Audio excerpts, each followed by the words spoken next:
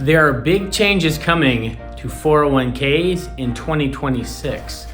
Find out what they are and how it might affect you on this edition of the Video Market Update.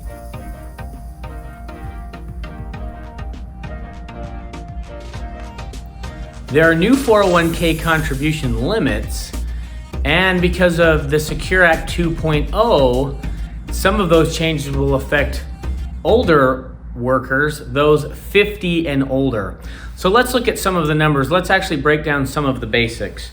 So here's some of the basics. In 2026, the standard 401k contribution limit will increase to $24,500. And this applies to 401ks, 403bs, 457s, even the federal thrift savings plan. If you are 50 or older, your catch-up contribution also increases.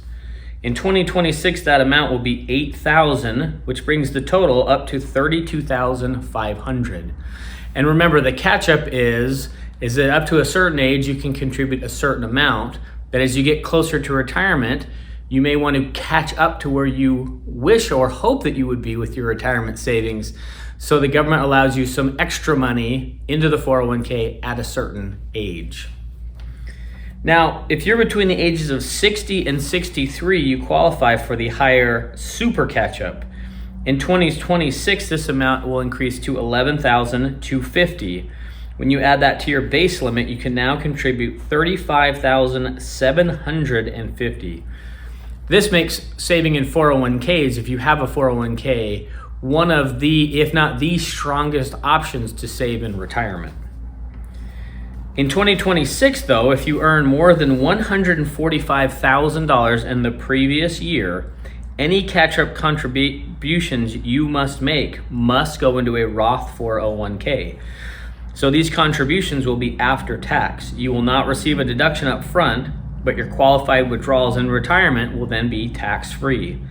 So if your income is $145,000 or less, you can contribute making catch-up contributions to a regular pre-tax 401k.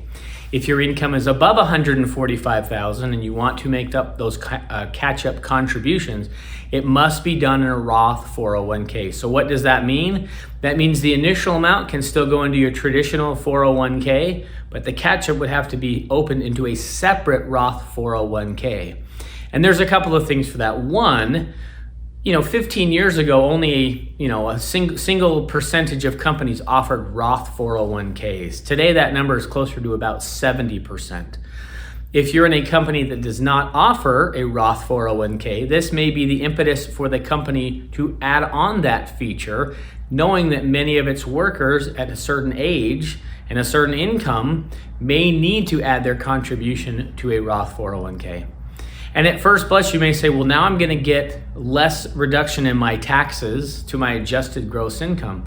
That is true, but it's in a sense a forcing mechanism to force people to be prepared to have tax-free income and tax-free investing in retirement through Roth 401ks. So the government's trying to collect this revenue up front without having to raise taxes, but to increase revenue. And this is one way through the Secure Act 2.0 that they've gone about doing that.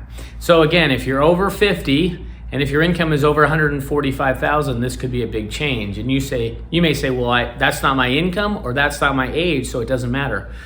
But it does, because what it shows us is that even though the Secure Act and the Secure Act 2.0 were passed 2 and 5 years ago, there's still so much in there that we're learning about as some of those provisions become real.